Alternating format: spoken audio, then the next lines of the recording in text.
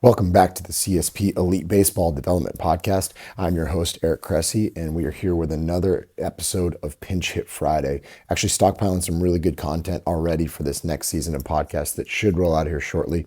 But in the meantime, I wanted to give you some quick thoughts headed into the weekend. So this is going to be really shoulder focused, and I've devoted a lot of my articles to shoulder assessment, training, programming over the years. And I think when you've been at something for a really long time, there's a natural tendency to start chasing increasing complexity over time.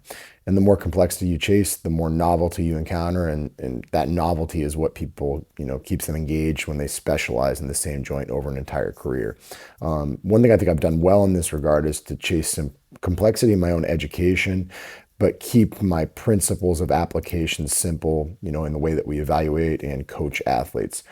Because at the end of the day, what it really comes down to is, shoulder health is about keeping the ball on the socket, period, right? When the ball doesn't stay on the socket, we wind up with pathology.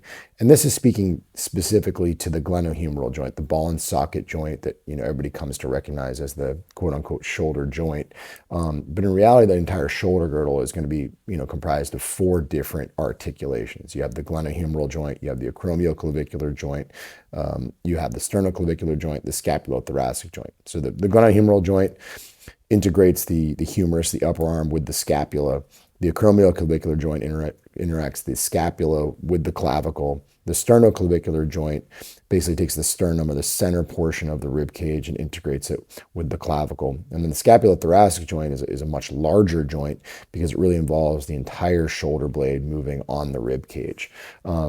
So as we kind of backtrack and pivot for just a second, what we have to really appreciate is that if you look at a large sample size of baseball players, the overwhelming majority of injuries and the common expected structural adaptations, things like rotator cuff pathology and Bennett's lesions and labral tears and bicipital tendinosis and all that stuff takes place at the glenohumeral joint. So that's where our focus we want it to end. But I think what we do know is to work backwards and to kind of throw this in a context that maybe folks will remember is if you think back to, your math education back in the school days, they taught you the PEMDAS, basically way to remember order of operations for math. So PEMDAS could also be, please excuse my dear Aunt Sally. And what it tells you is you go parentheses, exponents, multiplication, division, addition, and then subtraction. So it just basically gives you an order through which you should process your way to approach an equation that's in front of you. And I think similarly, the shoulder needs to have something similar because it involves those four joints that I talked about. And the truth is that the glenohumeral joint, the ball and socket joint, for me, is the absolute last in this order of operations because we can get so many benefits from focusing more proximally. So if you're really working proximal to distal, you have your scapulothoracic joint, then you have your sternoclavicular joint, then you have your acromioclavicular joint, and then you have the glenohumeral joint. And what I can tell you over the years is I've never been let down when I start more proximally, when I look at how the rib cage is moving. I have a friend in sports medicine who said he looks at every athlete like they're Mr. Potato Head. In other words, you look at the rib cage first, and then you go and you start throwing the appendages on thereafter. So the goal is to take this podcast and simplify this discussion. So spend some time looking at how the scapula moves on the rib cage, how the ribs move on the spine. And then, as you start to work further out, sternoclavicular joint is a little bit of a tricky one. But you know what, I can tell you that a lot of people get really, really, much, much better outcomes when they get a little bit of manual therapy on, the medial aspect of their pec, right where it ties in on that sternum. Some people feel better if you treat a subclavius, which is right on the underside of your collarbone, not far from that joint.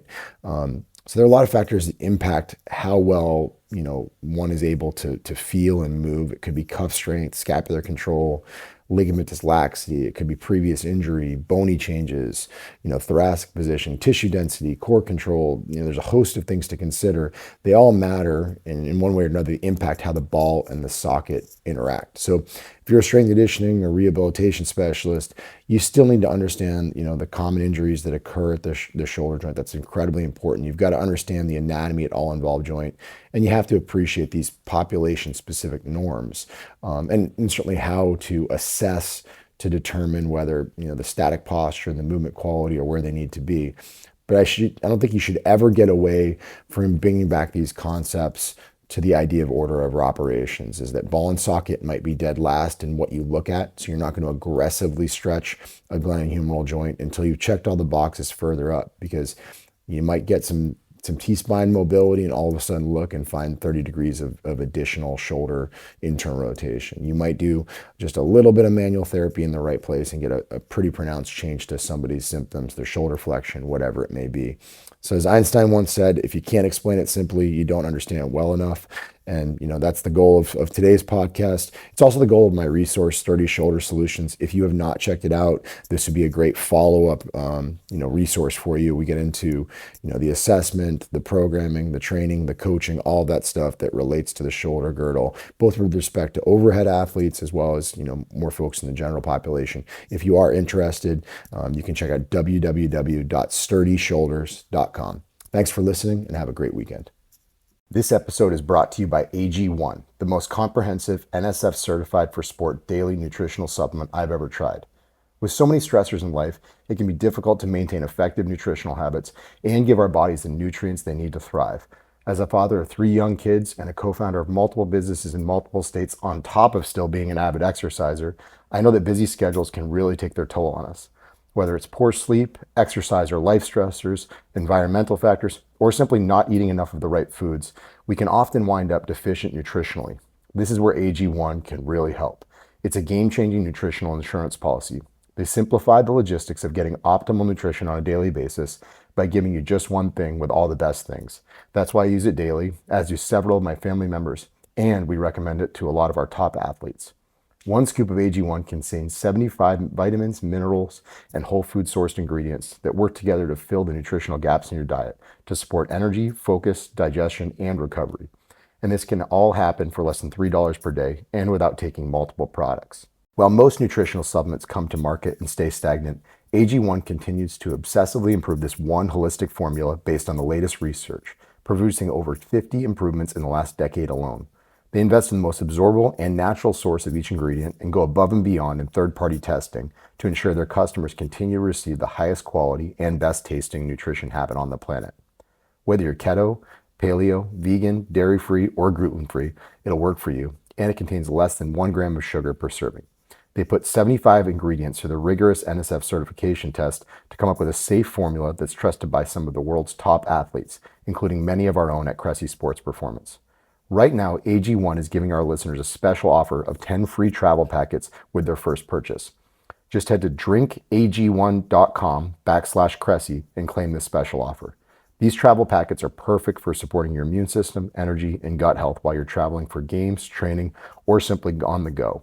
They can be great counterbalance to the less than ideal on-the-road food options that are out there for a lot of our traveling baseball players.